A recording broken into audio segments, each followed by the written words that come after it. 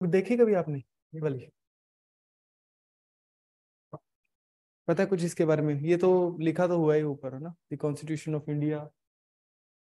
ये क्या है? नेशनल। क्या ये क्या लिखा है हिंदी में? सत्यमेव जयते।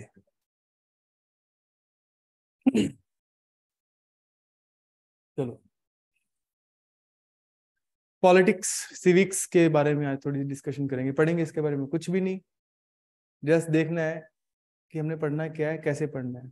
ठीक है, वो भूत है ना जो बोरिंग वाला, पहले वो उतारना है।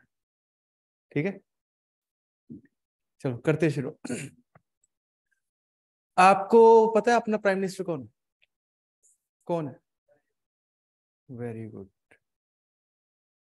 Who is our president?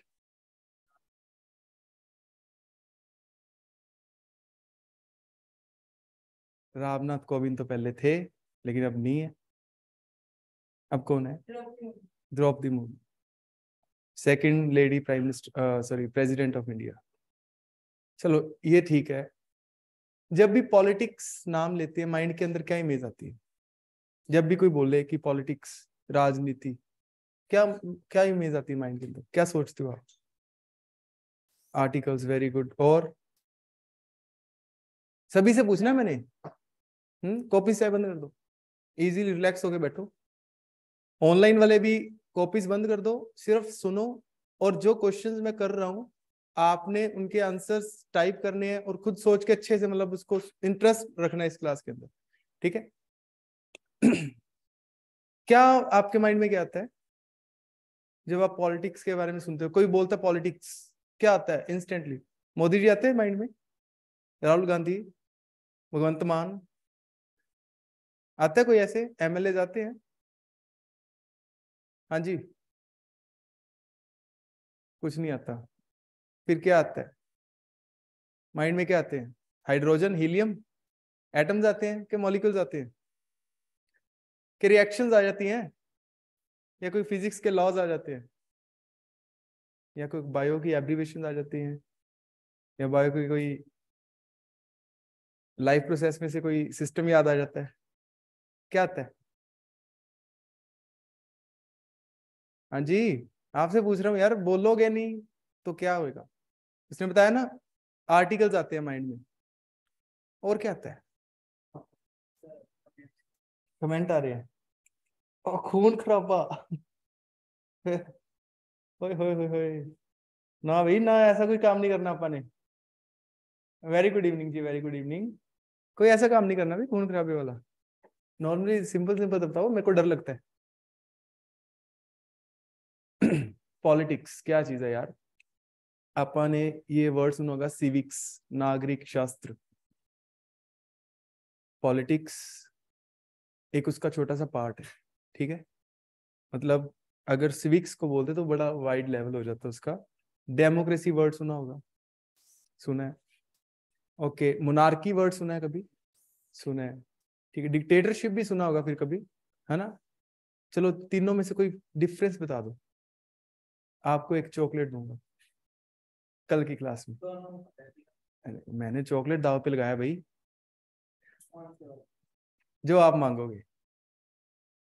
चल बता केशव, दोनों में तो बता फिर।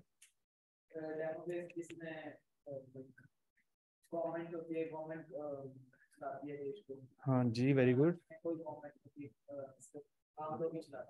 Very good. और डिक्टेटर में?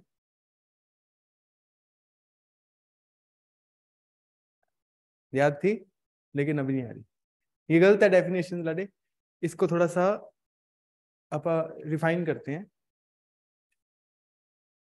डेमोक्रेसी में एक गवर्नमेंट जरूर होती है, लेकिन वो इलेक्टेड फॉर्म में होती है। अब्राहम लिंकन ने बोला था, डेमोक्रेसी इज द मीन, जिसमें एक गवर्नमेंट जो है वो इलेक्टेड भी लोगों द्वारा होती है। ठीक है, government of the people, for the people and bye the people. ले दे के कुछ नहीं बचता इसके पीछे सिवाय लोगों के। अगर ऐसा कुछ ना होता तो ये 5-5 साल बाद आपकी गलियों में हाथ जोड़ के ना आते। जो आ जाते हैं, अब आते हैं ना, क्योंकि ये रिस्पॉन्सिबल है किसके, जनता की। अब छोटी सी एग्जांपल लो, आपको पता है पंजाब में अब किसकी गवर्नमेंट है? भगवंत मान। कौन सी पार्टी है? हाँ, और आपका ये चैप्टर है सारा पॉलिटिकल पार्टीज, पॉलिटिक्स के अंदर, जिसमें आपको पॉलिटिकल पार्टीज के बारे में बताया जाएगा। पॉलिटिकल पार्टीज कैसी कैसी होती है, कैसे बनती है, क्या स्टैंडर्ड्स या क्या उसकी मेरिट्स होनी चाहिए कि उसको एक पॉलिटिकल पार्टी बनाया जाए, मतलब नेशनल लेवल की, स्टेट लेवल की, वो सारी बातें। चलो, आपने बोला कि आम आदमी पार्टी की गवर्नमेंट है, आज से पहले, इस गवर्नमेंट से पहले क्या आम आदमी पार्टी की गवर्नमेंट बनी है पंजाब के अंदर? नहीं। और किसी स्टेट या यूटी में बनी है? बनी है भाई, दिल्ली में बनी है, 2 बार बन गई, 2 बार, इनफैक्ट 3 बार ही बनी है। एक बार वो चली नहीं थी, 2 बार चल गई, दूसरी बार चल रही है अभी तीसरी बार सॉरी चल रही है अभी। तो आम आदमी पार्टी से पहले जो पार्टीज थी, वो पार्टीज पता कितनी पुरानी थी? कांग्रेस है, जो सुना है कभी कांग्रेस का नाम, इंडियन नेशनल कांग्रेस, वो पता कब बनी है? 1885 में। 1885 में, 100 साल के भी ऊपर का टाइम। और जो अकाली दल पार्टी थी हमारे पंजाब के अंदर, वो बनी थी 1920 में, उसको भी लगभग 100 साल हो गए। और ये जो आम आदमी पार्टी है, ये कब बनी है? 2012 और 13 में अप्रोक्सीमेटली। तो इतनी बड़ी और पुरानी पार्टीज को अगर उठाकर फेंका है किसी ने, तो किसने फेंका? आम आदमी पार्टी ने कि लोगों ने? लोगों ने फेंका भाई, आम आदमी पार्टी को चांस दिया। अगर ये अच्छे काम करेगी तो लोग क्या कहेंगे? इसको फिर दोबारा लाते हैं, वोट देंगे। अगर ये अच्छे काम नहीं करेगी तो फिर क्या होगा? 5 साल बाद लोग फिर इतनी बड़ी बड़ी पार्टीज को, जो रूलिंग पार्टी रह चुकी है, 5-5 बार उन्होंने पंजाब के ऊपर रूल करा है, अगर आज उनकी हालत सिर्फ 3 सीटें हैं, 117 में से सिर्फ 3 सीटें, तो ये किसने करा? लोगों ने करा दी। इसीलिए तो बोला था, लोगों का, लोगों द्वारा, लोगों के लिए शासन, अब्राहम लिंकन। डेमोक्रेसी, ये पूरा चैप्टर है आपके सिलेबस में, पार्ट पढ़ोगे आप ये सारी चीजें ठीक है। अभी मैं बोल रहा हूँ, आप यही चीजों को पढ़ लोगे, लेकिन अपने पढ़ना नहीं है, पहले आप सुनेंगे, फिर आप पढ़ेंगे, तो ज्यादा क्लैरिटी मिलेगी आपको, ठीक है। अभी ये कॉन्स्टिट्यूशन है, ये कॉन्स्टिट्यूशन है क्या ये? क्या होता है कॉन्स्टिट्यूशन, बताओ। पिक्चर दिख रही है आपको? बेसिकली एक बुक ही है ना, और तो कुछ नहीं है, एक बुक है। उस बुक के अंदर, अब इसको खोलेंगे तो क्या है? पेजेस होंगे। अब पेजेस पे क्या लिखा है? सारे गामा पादा निशा, फिर रूल्स लिखे। अब केशव ने शुरू करी थी बात कि इसमें आर्टिकल्स होते हैं पॉलिटिक्स में। अब जो जितने भी रूल्स हैं, all rules are in the form of articles, and articles किसको मिलाकर बने हैं? मतलब आर्टिकल्स के अपन ग्रुप को क्या बोल देंगे? चैप्टर्स। चैप्टर्स के ग्रुप को क्या बोलेंगे? पार्ट्स। तो अपन बुक्स पढ़ते हैं, बुक के अंदर ये तो नहीं ना फर्स्ट पेज से शुरू हो जाता लास्ट तक वो चलता ही रहता, चलता रहता, ऐसा कुछ तो नहीं है उसमें। क्या यूनिट्स डिवाइड करे होते हैं, यूनिट्स आगे चैप्टर्स में डिवाइड होता है ना? फिर आप चैप्टर वाइज पढ़ते जाते हैं। कभी ऐसा तो नहीं बोला मैम ने कि ये इतने पेज से लेकर इतने पेज तक पढ़ के आना, तो चैप्टर ना बताए कुछ भी, ऐसा नहीं ना। तो क्या है कि अपने को वो बड़ी सिस्टमेटिक वे में एक चीजों को रखा गया, किसके अंदर? एक बुक के अंदर। अभी जो रूल्स बुक के अंदर रखे गए हैं, वही रूल्स के बेस पे ही तो हमारा सिस्टम चल रहा है इंडिया का। और हमारी जो पॉलिटिक्स है, हमारी जो राजनीति है, सिर्फ एक बुक के ऊपर चल रही है, एक बुक के अंदर लिखे रूल्स के ऊपर चल रही है, वो ये है कॉन्स्टिट्यूशन ऑफ इंडिया, ठीक है। और आपके लिए क्वेश्चन रखता हूं, आपने हमारे कॉन्स्टिट्यूशन का नाम पता करके आना है। What is the name of our constitution? हो जाएगा, इजी है, गूगल कर लेना, पर गूगल पे सही आंसर आएगा नहीं है, ठीक है। तो अब आपा ने ये बात करी कि सारे के सारे कॉन्स्टिट्यूशन के अंदर जो रूल्स हैं वो किस फॉर्म में लिखे हैं, आर्टिकल्स की फॉर्म। आर्टिकल 1 2 3 4 5 6 7 करते करते कितने आर्टिकल्स हैं, देयर आर 395 आर्टिकल्स। कितने से आर्टिकल है बस, नहीं आर्टिकल्स बढ़ते नहीं है, उसके क्लोजेस बढ़ते हैं, कभी आर्टिकल नहीं बढ़ेगा। आर्टिकल जो 395 है जो स्टार्टिंग से बने थे वही है। अच्छा मेरे को बताना, इंडिया आजाद कब हुआ था? 97। बस इतना ही, डेट याद होगी, कोई मंथ याद होगा? 15 अगस्त 1947। फिर ये 26 जैन क्या है? हाँ, अब बताओ रिपब्लिक डे और इंडिपेंडेंस डे में डिफरेंस क्या है?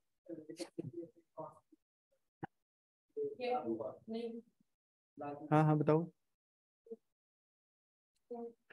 हम्म। और ये आपकी शायद प्रीवियस क्लासेस में है सारा कुछ, रिपब्लिक मिला था, बताता हूँ मैं। 26 जैन 1950 को हमारा कॉन्स्टिट्यूशन लागू हुआ था, केम इनटू फोर्स। ठीक है, बन के ये पहले ही रेडी हो गया था 1949 को। 26 नवंबर 1949 को ये बन के रेडी हो गया। 26 जनवरी 1950 को इसको इम्प्लीमेंट करा गया। अब ये क्वेश्चन है कि इंडिया ने इतनी देर से डिमांड करी कि हमें हमारा कॉन्स्टिट्यूशन दो, हमारा कॉन्स्टिट्यूशन दो। अब जब बन के रेडी हो गया 1949 में, तो इसको इम्प्लीमेंट फिर जनवरी, वेरी गुड, इसको बाद में क्यों इंप्लीमेंट करा गया 26 जन 1950 को? क्योंकि इसका एक हिस्टोरिकल फैक्ट था। जवाहरलाल नेहरू कौन थे? कौन थे? First prime minister of India. अच्छा मेरे को बताना, फर्स्ट प्रेसिडेंट ऑफ इंडिया?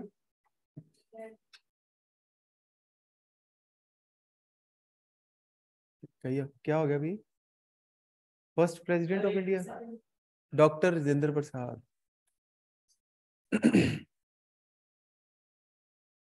छोटे छोटे क्वेश्चन है ये तो। ओके, पोलैंड का नाम सुना कभी? पोलैंड का, पोलैंड नहीं सुना? इंडिया सुना है?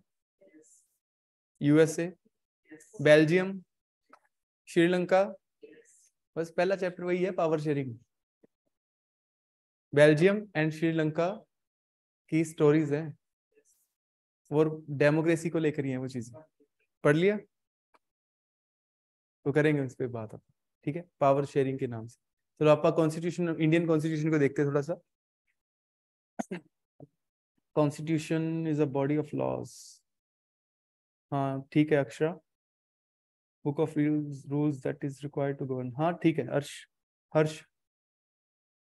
चलो आपा करते हैं बात। कॉन्स्टिट्यूशन के अंदर जो रूल्स हैं इन the form of articles, articles, ठीक है। आपके चैप्टर में शायद है फंडामेंटल राइट्स, या 9th में आपकी, 10th में है? 9th में है ना, फंडामेंटल राइट्स। तो आप इसको एनटीएससी में भी पढ़ेंगे, ठीक है, जो आपको पता है हमारे बैच के अंदर इंक्लूडेड है, कॉम्प्लीमेंट्री जो बैच है एनटीएससी का, ठीक है। तो फंडामेंटल राइट्स, फंडामेंटल राइट्स क्या होता है मेरे को ये बताओ। हाँ राइट्स हैं, बिल्कुल, वेरी गुड। हाँ very good, right to provided by the constitution of India, ठीक है। हाँ जी, आप शांत शांत बैठे हैं, बोलो। फंडामेंटल राइट्स क्या है यार? वो वाले राइट्स जिनको क्लेम आप डायरेक्टली सुप्रीम कोर्ट तक जा सकते हैं करने के लिए, ठीक है। या वो राइट्स जो हमें इंडिया में पैदा होने से मिल गए, बाय बर्थ। कभी आपने सुना है कि आपके पेरेंट्स आपको किसी ऑफिस में लेके गए हो कि यार हमारे बच्चे के फंडामेंटल राइट्स दिला दो, ये बड़ा हो गया अब, आधार कार्ड बनवाने तो लेके गए होंगे, है ना, आजा आजा तेरे को सुविधा केंद्र लेके चले, है ना, आपका आधार कार्ड बनवाना है, ऐसे कभी लेके गए हैं किसी ऑफिस के अंदर कि आज वो आपके फंडामेंटल राइट्स दिलवाने, आज तू बड़ा हो गया 18 साल का हो गया, चलते को फंडामेंटल राइट्स दिलाने, नहीं ना, बाय बर्थ ही है आपके पास। अगर आप इंडिया के अंदर पैदा हो गए ना तो आपके राइट्स मिल गए आपको। कौन से? Fundamental rights. अब फंडामेंटल राइट्स बाय बर्थ मिल रहे हैं, और बाय बर्थ जो राइट्स मिल रहे हैं फंडामेंटल राइट्स, वो कितने? 6 fundamental rights are there in our constitution. We have 6 fundamental rights. अब 6 फ्रॉम द बिगिनिंग ये 6 नहीं थे, ये कितने थे? 7। हाँ, हमारे पास कितने फंडामेंटल राइट्स थे? 7 थे। कितने हैं? 6 हैं। तो एक निकल गया। अब निकल गया, यहां से एक चीज उठाते हैं, निकल कहां गया? भाग गया बुक में से? नहीं, वो मतलब देखते हैं वो भी कहां पे आया। अब यहाँ पे एक मैंने बात करी, वो निकल गया। कोई चीज आती है और कोई चीज जाती भी है। मतलब कॉन्स्टिट्यूशन के अंदर कुछ चीजों को ऐड भी कर सकते हैं, कुछ चीजों को निकाल भी सकते हैं। समझ आई? जब हमारे कॉन्स्टिट्यूशन मेकर्स बैठे ना कॉन्स्टिट्यूशन को बिल्ड करने के लिए, फ्रेम करने के लिए, तो उन्होंने अप्रोक्सीमेटली 60 कंट्रीज का एक चक्कर लगाया कि क्या क्या आइडियाज कहाँ कहाँ से कैसे कैसे मिल सकते हैं, और उसमें से 10 कंट्रीज का आइडिया उनको पसंद आया। उन 10 में से एक थी साउथ अफ्रीका। और साउथ अफ्रीका से क्या आइडिया लिया उन्होंने? अमेंडमेंट। अमेंडमेंट्स सुना होगा वर्ड पहले, क्या मतलब होता है इसका? अमेंडमेंट का मतलब क्या है? चेंज। अमेंडमेंट का मतलब है भाई किसी चीज को सुधारना, मॉडिफाई करना अकॉर्डिंग टू करंट सिचुएशन। ठीक है। अच्छा, आपके पास, आपने कभी वो देखा नोकिया का बटन्स वाला मोबाइल, वो सांप वाली गेम होती थी, स्नेक वाली, खेली कभी? आज खेलते हो? आए तो नहीं खेलते होगे, आए तो चलते फिर आपके पबजी, डब स्मैश, यही सारी चीजें हैं। बैन होगी वो? नहीं, आप फिर भी वीपीएन वगैरह चला एडजस्ट कर लेते हो, है ना? आज वो चीज नहीं चलती। हाँ, लेकिन जब वो मोबाइल की टेक्नोलॉजी हमारे पास स्नेक वाली गेम तक की थी, तब भी हम किसी को वो मोबाइल नहीं देते थे। मैंने खेलनी, मैंने खेलनी। आज उसको हाथ नहीं लगाता कोई। लगाता कोई? गिरा भी बड़ा होना निकल जाता है, यार छोड़ इसको, क्या उठाना, काम का ही नहीं है। और यही 10 साल पहले कहीं गिरा पड़ा हो, फिर वो काम का है भाई। टेक्नोलॉजी बदली, टेक्नोलॉजी के अकॉर्डिंग हम बदले, हमारे में भी चेंजेस आई। अगर हम टेक्नोलॉजी के अकॉर्डिंग बदल रहे हैं, सोसाइटी के अकॉर्डिंग बदल रहे हैं, कंट्री के अकॉर्डिंग बदल रहे हैं, वर्ल्ड के अकॉर्डिंग बदल रहे हैं, तो हमारा कॉन्स्टिट्यूशन पुराना थोड़ी रहने देंगे हम। वो भी तो टाइम टू टाइम बदलेंगे। समझ आ रही है चीज की? तो टाइम टू टाइम चीजों को बदलना इज कॉल्ड अमेंडमेंट। कॉन्स्टिट्यूशन के अंदर क्या करी जाएगी? अमेंडमेंट करी जाएगी। ठीक है। और हमने 105 के करीब अमेंडमेंट्स कर लिए। कितने साल हो गए कॉन्स्टिट्यूशन बने को? 1950 लागू हुए को, 1950 से लागू हुआ था, इंप्लीमेंट हुआ था। आज कितने हो गए? अप्रोक्सीमेटली 73 ईयर्स हो गए। ठीक है, 73 ईयर्स हो गए अपने को। और 73 ईयर्स में हमने लगभग 105 अमेंडमेंट्स कर लिए हैं। 105 बार कॉन्स्टिट्यूशन को बदला जा चुका है। अब बदला जा चुका मतलब ये नहीं कि सारे का सारा दोबारा बैठ जाते लिखने के लिए, उसके अंदर कुछ क्लोजेस चेंज कर दिए गए हैं। अब मैंने बोला था कि राइट टू प्रॉपर्टी निकल गया, भाग गया। भागा नहीं, अभी उसको भगाया गया है। फंडामेंटल राइट से निकालकर उसको लीगल राइट बना दिया गया। समझ आई? करेंगे सारी बातें आगे। तो ये चीजें कुछ क्लियर हो रही है आपको? कॉन्स्टिट्यूशन चीज क्या है? अब जो कॉन्स्टिट्यूशन के अंदर लिखा होगा ना, वो लागू होगा, वो इंप्लीमेंट होगा। आप लिख दो ना कि फाजिलका में बुर्ज खलीफा होना चाहिए, अगर कॉन्स्टिट्यूशन के अंदर लिखा है एक क्लोज के अंदर कि फाजिलका में बुर्ज खलीफा बनाओ, तो बन जाएगा, क्योंकि कॉन्स्टिट्यूशन के अंदर लिखा है। समझ रहे हो मेरी बात? अब इतने इलेक्शंस होते हैं, आप रोज सुनते हैं एमएलए के इलेक्शन है, एमपी के इलेक्शन है। अच्छा, मेरे को एमएलए और एमपी के बारे में बताएगा कोई? What is the full form of MLA, MP? हाँ, very good. Member of parliament and member of legislative assembly, very good. Fundamental rights are given against the government. नहीं, अगेंस्ट द गवर्नमेंट नहीं use करते अब तक इसको, ये word गलत use होता है, अगेंस्ट द गवर्नमेंट। ये हमारे के लिए बस, हमारी डेवलपमेंट के लिए, 4 साइडेड डेवलपमेंट के लिए हमारी, और कुछ नहीं है। इसको अगेंस्ट दी गवर्नमेंट लिखेंगे तो ना वो बात ही नहीं अच्छी लगेगी अपने, हमारी 4 साइडेड डेवलपमेंट के लिए। अब आपको थोड़ी सी चीजें बता देता हूँ हर्ष। हमारे पास ना फंडामेंटल राइट्स, चलो बोल तो देते 6 है, लेकिन 6 को आगे डिटेल में पढ़ने जाए ना, आपको एक आर्टिकल बताता हूँ, article 21, right to life and personal liberty, ये इसका नाम है आर्टिकल का। और इसको जब इंटरप्रेट करा गया, इसकी जब व्याख्या करी गई according by the supreme court of India, तो उन्होंने पता कैसे कैसे राइट्स बताए, इसके अंदर क्या क्या चीजें आ सकती हैं। आपको सोने तक का भी अधिकार है, राइट टू स्लीप। आप किसी भी नॉइस जहां पे बहुत ज्यादा है, आप उसके अगेंस्ट शिकायत कर सकते हैं। समझ आई? इस तरह के कई राइट्स हैं उसके अंदर, इंटरप्रिटेशन के अंदर। तो मतलब अपन इसको अगेंस्ट नहीं बोलेंगे, हमारी 4 साइडेड डेवलपमेंट के लिए बस अपन ये कहेंगे इसको, ठीक है, जो हमारा डेवलपमेंट करे, हमारा विकास करे, ठीक है। मैं कहां पे था? एमएलए और एमपी के, member of parliament, member of legislative assembly. अच्छा, मेंबर ऑफ पार्लियामेंट कौन है अपना?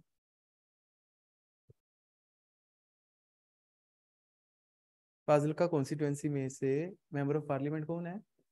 सुखबीर सिंह बादल। चलो एक पार्लियामेंट का यहाँ से छोटा सा चीज, छोटा सा एक पॉइंट उठाते हैं। पार्लियामेंट आपने बताया ना, मेंबर ऑफ पार्लियामेंट,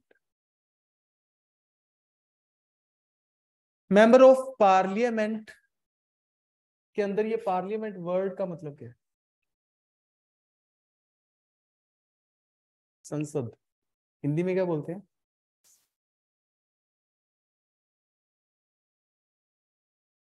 संसद। अब इसके भी हाउसेज होते हैं, इसके भी क्या होते हैं? कितने हाउसेज है इसके? 2।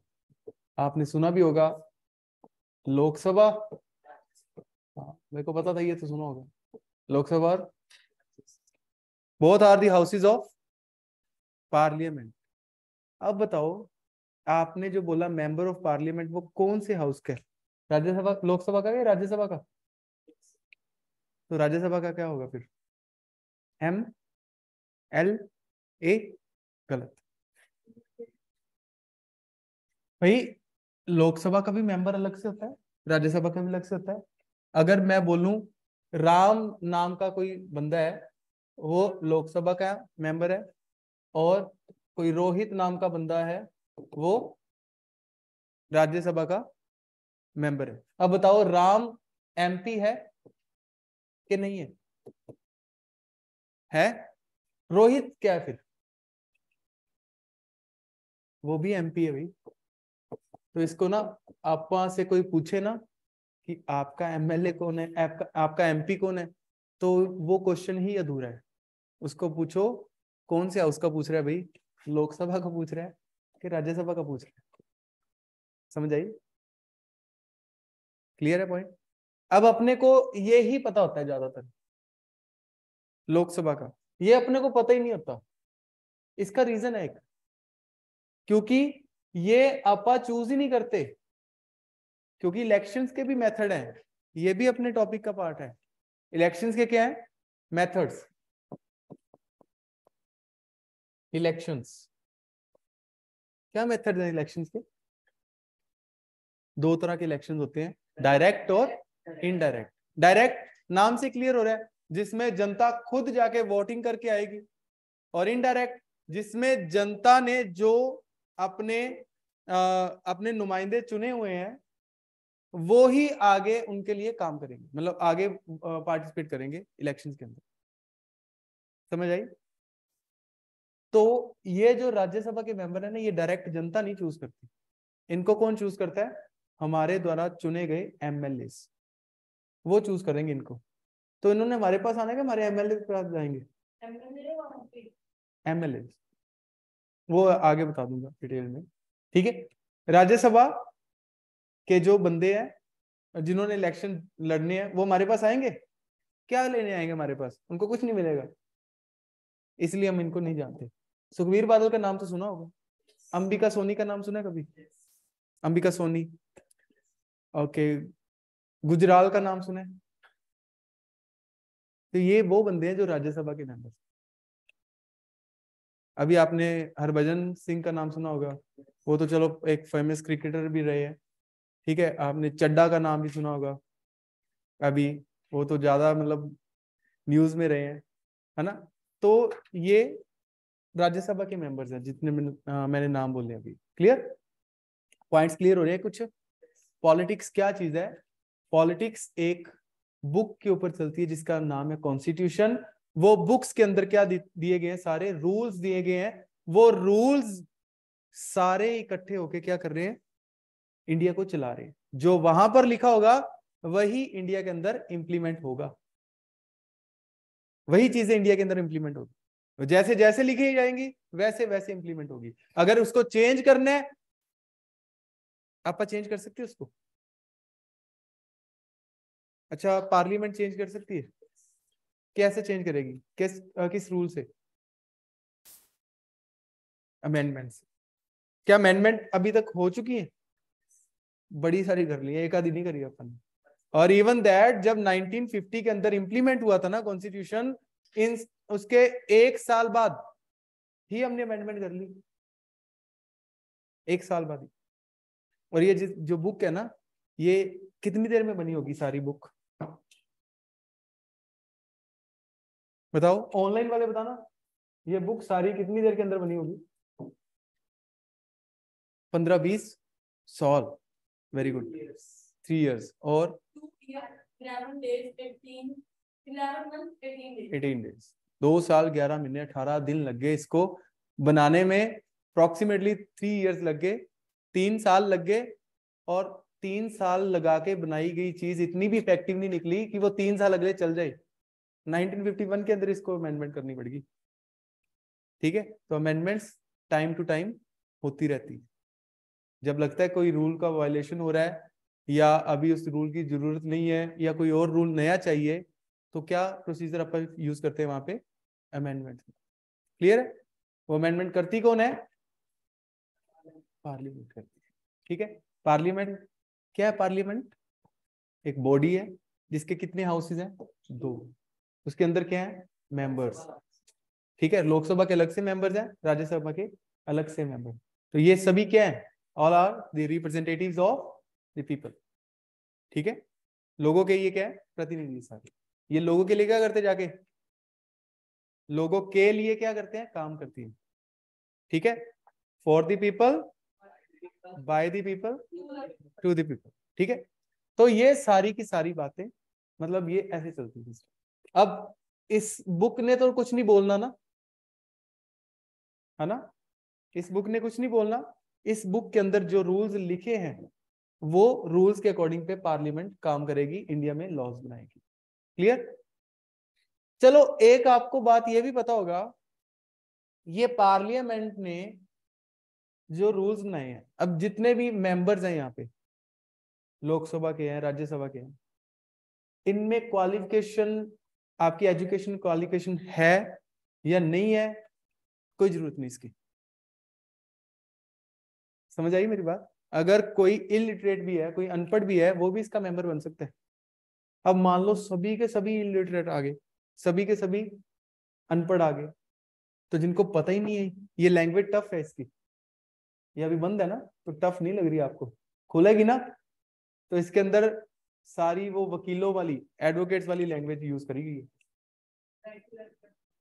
नहीं नहीं, लैंग्वेज का मतलब भी इसकी वर्डिंग टफ है तो ये हिंदी और इंग्लिश 2 लैंग्वेजेस के अंदर अपना कॉन्स्टिट्यूशन लिखा गया ओरिजिनली, ठीक है। कॉपीज इसकी काफी लैंग्वेजेस में है, लेकिन ओरिजिनल जो कॉन्स्टिट्यूशन हमारा 2 लैंग्वेज के अंदर है। कौन कौन सी? Hindi and English.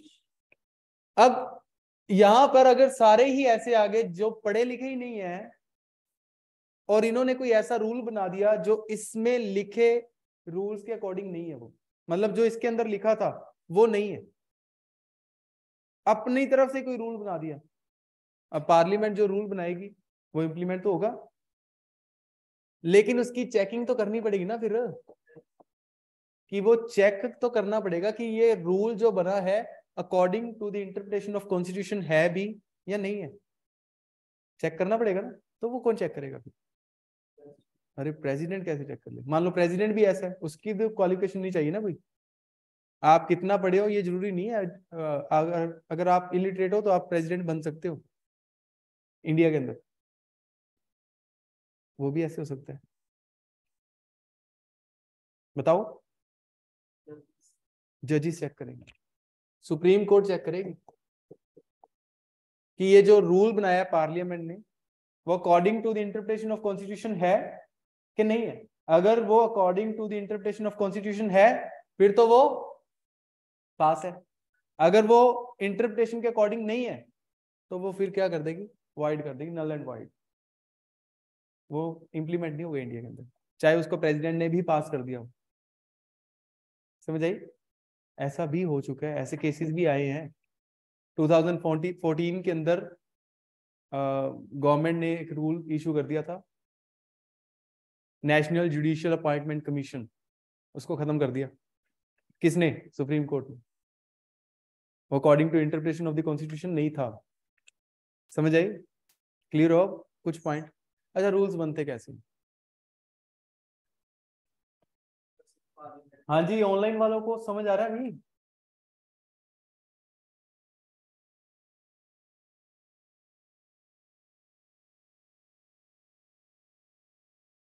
हाँ जी, अभी तो मैं टॉपिक पे तो आया ही नहीं।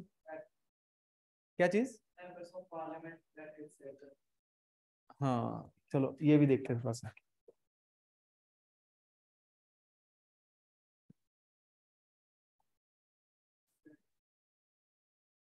कोई भी रूल बनना है,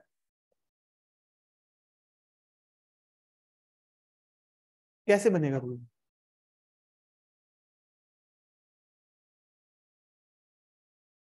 कोई भी रूल बनना है कैसे बनेगा इंडिया के अंदर?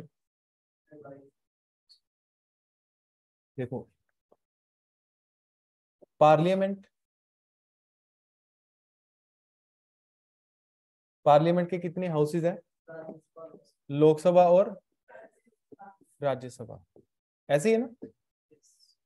अब कोई प्रपोजल आया, सबसे पहले रूल तो नहीं आएगा, प्रपोजल आएगा। प्रपोजल नहीं रूल बनना है, ठीक है? मान लो प्रपोजल आ गया कि फाजिल्का को इंडिया की कैपिटल बनाओ। प्रपोजल है, रूल तो नहीं है ना। प्रपोजल तो कोई भी आ सकता है। अब उस प्रपोजल को सबसे पहले ले आए इस हाउस के अंदर। कौन से हाउस के अंदर? लोकसभा में। बेसिकली जो प्रपोजल होते हैं वो मिनिस्टर्स ही लाते हैं। जो रूलिंग पार्टी के मिनिस्टर्स हैं, एज पर देयर डिपार्टमेंट्स और पोर्टफोलियोज, वो प्रपोजल लाते हैं। अब फाइनेंस का कोई प्रपोजल है तो फाइनेंस मिनिस्टर लाएगा, रेलवेज का कोई प्रपोजल है तो रेलवे मिनिस्टर लाएगा। और ये कंपल्शन भी नहीं है, इसमें प्रपोजल्स कोई मेंबर भी ला सकता है जो रूलिंग पार्टी का नहीं भी है, वो भी ला सकता है, ठीक है? और उसको बोलेंगे private member bill. Private member जो प्रपोजल लेके आएगा, प्राइवेट मेंबर प्रपोजल कह देंगे, फिर वही आगे जाके बिल बनता है। तो वो कौन सा बिल बन जाएगा? Private member bill. ठीक है, समझ आई इस चीज की? ये कोई भी ला सकता है, लेकिन रूलिंग पार्टी के मिनिस्टर्स ही इसको इंट्रोड्यूस करते हैं। किसके अंदर? पार्लियामेंट के अंदर। मान लो लोकसभा के अंदर प्रपोजल आ गया, ठीक है, लोकसभा ने उसको पास कर दिया। हाँ जी ठीक है जी, हमारी तरफ से पास है। कहाँ जाएगा? राज्यसभा के अंदर। अब राज्यसभा ने भी क्या कर दिया? पास तो करेगा पहले, तो ही प्रेसिडेंट के पास जाएगा। अब दोनों तरफ से पास हो गया प्रपोजल, कहाँ जाएगा? प्रेसिडेंट के पास। अब प्रेसिडेंट ने क्या करना है? प्रेसिडेंट के पास भी कुछ होगा, या तो वो बोलेगा नहीं मैं पास नहीं करता, या पास कर देगा, या उसको बोलेगा कि रिकंसिडरेशन के लिए भेजेगा, दोबारा इस पे विचार करके लाओ, करेगा कुछ ना कुछ। चलो इसने भी पास कर दिया, इसने भी साइन कर दिए। सबसे पहले क्या था? एक प्रपोजल, प्रपोजल यहां से पास हुआ, उसके बाद प्रेसिडेंट ने साइन करे। अब क्या बन गया? प्रपोजल, रूल बन गया। बिल या प्रपोजल यहाँ पे था, अब वो क्या बन गया? रूल बन गया। समझ आई बात की या नहीं? तो ये प्रोसीजर, इतना सा तो काम है इंडिया के अंदर। देखिए कभी आपने हाउसेस डिबेट्स एंड डिस्कशन देखी? देखी ना? वो ऐसे ऐसे करके ताड़ियां मार रहे होते हैं, मतलब बेंच के ऊपर करते हैं। चलो एक ना क्वेश्चन है आपके लिए, आप आंसर करना। पेडागोजी का क्वेश्चन है, जो सोशल साइंस सब्जेक्ट है वो कौन सा है? आपको ऑप्शन देता हूँ, lecture method, debate and discussion method, projector method. चलो तीनों में से बताओ। डिबेट एंड आपने करी? हाँ जी, आपने सबसे पहले बोला डिबेट एंड डिस्कशन मेथड, और सारी क्लास में आप चुप बैठे हो। आपको ये पता है कि डिबेट एंड डिस्कशन मेथड है एसएसटी को पढ़ने का सबसे सही तरीका। लेक्चर मेथड से तो पढ़ के आए हो आप, पढ़ के आए हो ना लेक्चर मेथड से। क्या होता था स्कूल में बताना, क्या होता था स्कूल में? हाँ जी, मैम आए या टीचर आए कोई, क्लास में बुक उठाई, अभी यहाँ से खड़ा होया, पढ़ना शुरू कर दे। बस आपकी एक रिस्पॉन्सिबिलिटी होती थी क्लास के अंदर, मैं आपको बताता हूँ कि पढ़ कहाँ से रहा है बस, क्योंकि टीचर ने ये पूछ लेना कि तू बता कहाँ से पढ़ रहा है, तू बता कहाँ से पढ़ रहा है, बस ये रिस्पॉन्सिबिलिटी थी कि लाइन पे बस साथ साथ पेन चला जाए, उसके बीच में क्या लिखा है डजंट मैटर, क्योंकि एसएसटी तो पढ़नी ही नहीं है ना, बोरिंग है ना वो। और सच्ची बताऊं, कुछ टीचर्स ऐसे हैं जो एसएसटी करवाते हैं जो खुद ये कहते हैं कि यार बोरिंग सब्जेक्ट है, तो बच्चे के अंदर क्या इंटरेस्ट आएगा? रेवोल्यूशन लाना है एसएसटी में, क्योंकि ये सबसे बेस है, मतलब बेसिक चीज तो यही है, इसके ऊपर बाकी सब्जेक्ट्स खड़े हैं। समझ आ रही बात? हमें पता ही नहीं कि हमारा पास्ट क्या था, हिस्ट्री। हमें पता ही नहीं जिस धरती के ऊपर ऊपर रहते हैं वो क्या है।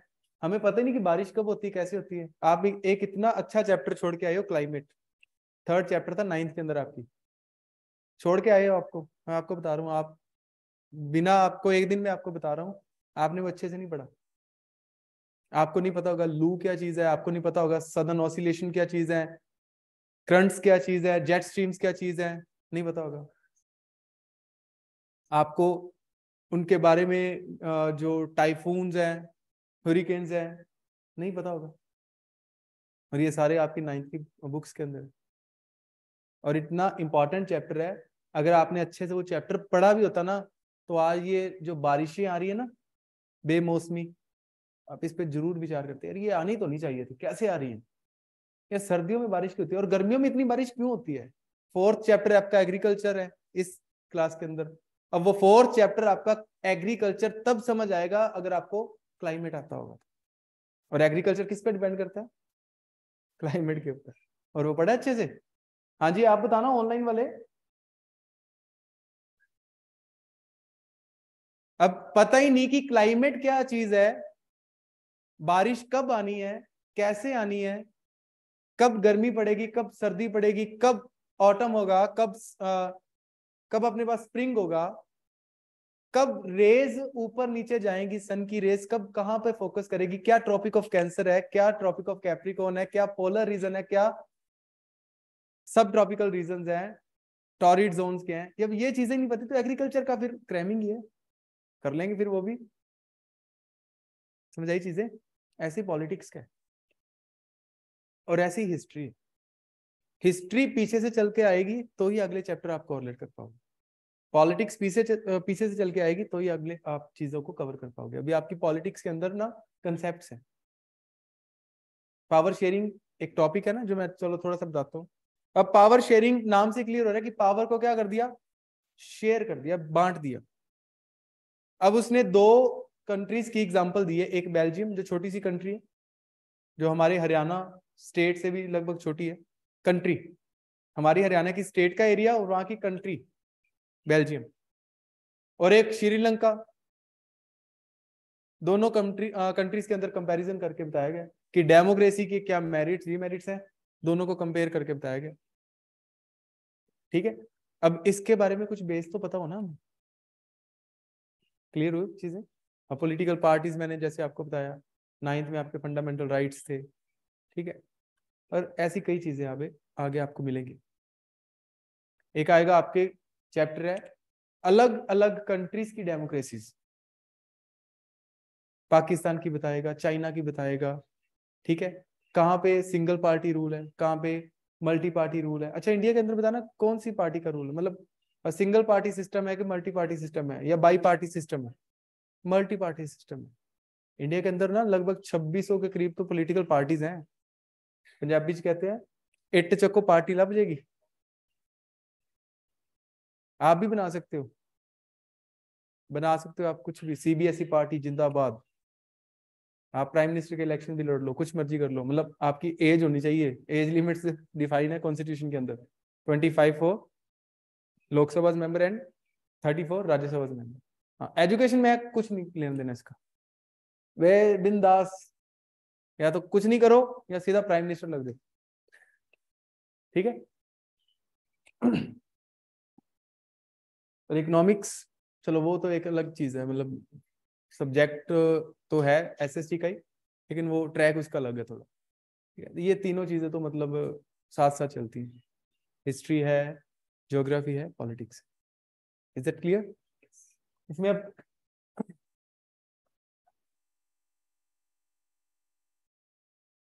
अपने कॉन्स्टिट्यूशन के अंदर ना आर्टिकल्स हैं 12 टू 35। 12 टू 35 आर्टिकल्स हैं। अब उन आर्टिकल्स में क्या क्या चीजें कैसे कैसे बताई गई हैं। आपका सिलेबस का इतना पार्ट नहीं है, बेसिकली ये 9th की चीजें हैं, ठीक है। ये सिर्फ और सिर्फ एनटीएससी को फोकस करके चलोगे तो ये चीजें भी पढ़नी पड़ेंगी आपको, ठीक है। 10th में नहीं है, आप इसकी टेंशन मत लेना कि 10th में आएंगी चीजें। मैंने जस्ट आपको इतना बताना है कि ये 12 टू 35 आर्टिकल्स है ना, इसके आपा ने क्या पढ़े हैं, कितने आर्टिकल्स है आपने, कितने फंडामेंटल राइट्स हैं? We have now 6 fundamental rights, और इन द बिगिनिंग कितने थे हमारे पास? 7। बस आपने ये चीज देखनी है थोड़ी सी।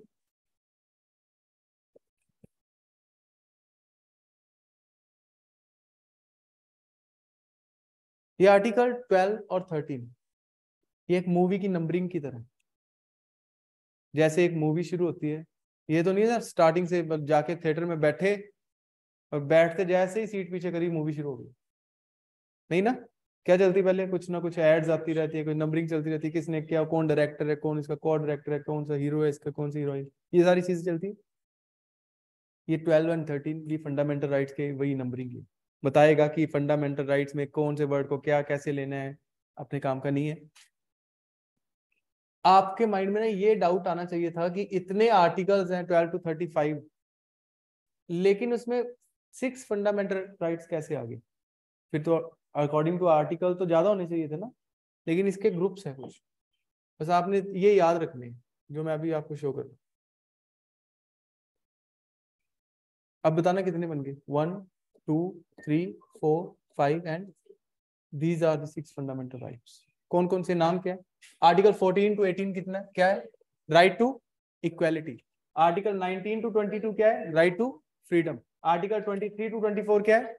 Right against exploitation. Article 25 to 28 क्या है? Right to freedom of religion. Article 29 to 30 क्या है? Cultural and educational rights. And article 32 क्या है? Constitutional remedies. ये 6 फंडामेंटल राइट्स है हमारे पास। अब ये 6 के 6 मतलब ये सिर्फ नाम है इनके, इनको डिफाइन करने बैठ जाओ ना तो मैंने एक बताया था आपको, आर्टिकल 19 टू 22 जो राइट टू फ्रीडम है, इसके अंदर क्या आता है? एक आर्टिकल 21 जिसका नाम क्या बताया था मैंने? Right to life and personal liberty. उसके अंदर कितनी चीजें हैं समझ सकते हो आप? तो ये है फंडामेंटल राइट्स की पावर, और ये आपको मिलेंगे, डेफिनेटली मिलेंगे। कुछ एक्सेप्शंस हैं इसकी, वो आप आगे फर्दर डिस्कस करेंगे कभी, ड्यूरिंग इमरजेंसी क्या एक्सेप्शंस आते हैं इसके, ठीक है। अदरवाइज आपको ये 6 के 6 फंडामेंटल राइट्स मिलेंगे। अगर आपका इन 6 में से कोई भी फंडामेंटल राइट डिस्टर्ब होता है ना, तो आपके पास पावर है, आप डायरेक्टली अपना केस सुप्रीम कोर्ट में लेके जा सकते हो डायरेक्टली। हमें हमें हमें ये फंडामेंटल राइट्स नहीं मिले, ये हमारे फंडामेंटल राइट का वायलेशन है, ठीक है। तो इसी तरह से सारे रूल्स किसके अंदर लिखे गए हैं? कहाँ पे? कॉन्स्टिट्यूशन के अंदर। और कॉन्स्टिट्यूशन के अंदर जो लिखे हुए रूल्स हैं वो किस फॉर्म में लिखे गए हैं? इन द फॉर्म ऑफ आर्टिकल्स, ऐसे जैसे ये मैंने आपको डिटेल में बताया ना, अभी तो पूरे डिटेल में नहीं है, इसी तरह से हर एक आर्टिकल को वेल डिफाइंड तरीके से वहां पे रखा गया, ठीक है। और वहीं से ही हमारा इंडिया सारा चल रहा है, और वहीं से ही चलेगा, बस उसमें अमेंडमेंट्स होती रहेंगी। अभी आपको एक आर्टिकल नहीं दिख रहा होगा इसके अंदर 31, निकाल दिया। जब बना था कॉन्स्टिट्यूशन तब था, तब था, आज नहीं है। इसके अंदर जो रूल था ना, right to property, fundamental right था हमारा एक, 44th अमेंडमेंट। वो अमेंडमेंट को बोला जाता है मिनी कॉन्स्टिट्यूशन ऑफ इंडिया। वो सबसे बड़ी अमेंडमेंट हुई है अब तक 1976 के अंदर, ठीक है। समझ आया कुछ? अब इसके आगे कंसेप्ट है आपकी स्टडी के अंदर, वो साथ साथ आप करेंगे। हमारे पास क्या है इंडियन कॉन्स्टिट्यूशन के अंदर, और हमारी बुक्स के अंदर क्या है, दोनों को कॉरलेट करके पढ़ेंगे, दोनों को अच्छे वे से समझ के पढ़ेंगे कि जो गलतियां हमसे हुई हैं पीछे, मतलब हमारी क्लासेस के अंदर जो हमने चीजें पढ़नी थी नहीं पढ़ी, वो सारी रिकवरी करेंगे 10th के अंदर, ठीक है। अगर आप साथ दोगे तो जितना बोला जाए उतना आप करके आना, ठीक है। अभी तो स्टार्टिंग है ना, अभी तो काम ही शुरू हुआ। जब काम शुरू होगा फिर आपको काम मिला करेगा, फिर आप जब नहीं पढ़ के आओगे तो फिर मैंने सभी की मम्मिया के नंबर ले लेने, क्लास लगवाया करूंगा फिर आपके घर पे भी, सही है ना?